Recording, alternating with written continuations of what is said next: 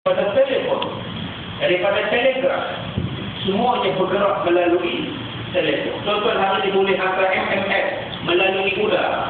Tuan-tuan boleh menghantarkan fax daripada udara. Udara ni terlalu hebat, tuan-tuan. Sebab itulah Allah sebut wazariyati zarwa. Mula-mula Allah Ta'ala sumpah demi angin yang menerbangkan segala sesuatu dengan bersungguh-sungguh.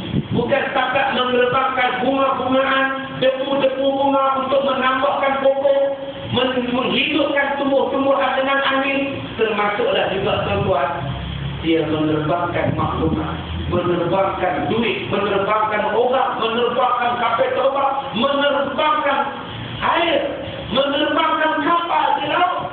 Termasuklah menerbangkan sabar angin. Bapak dan tuan-tuan, sebab itu Allah sumpah dengan angin. Benda angin ni tersorok kepala angin. Angin. Itu belum masuk angin lagi. Jadi benda-benda yang angin ini tuan-tuan hebat. Maka Allah sumpah demi langit yang banyak bintang. Jadi tuan-tuan, kita kena buat. Ya, orang Islam kena buat kajian. Kena jadi maju. Negara-negara barat itu maju sebab mereka mengkaji langit. Mereka menguasai langit. Yang teknologi yang terbaru sekarang kita sebut sebagai GPS.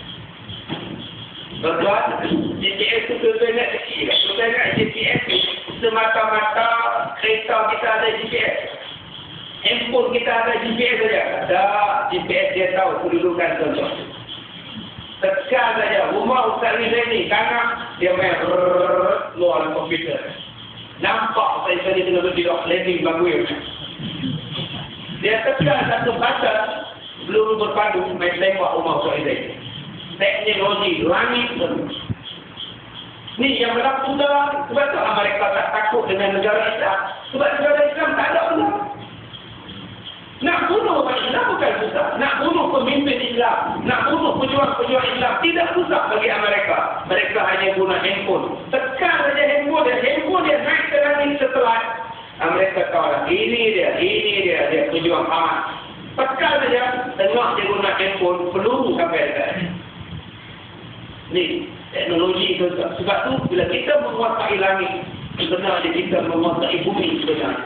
Sebab itu di dalam ayat-ayat dalam Quran kebanyakannya disebut langit dahulu baru bumi.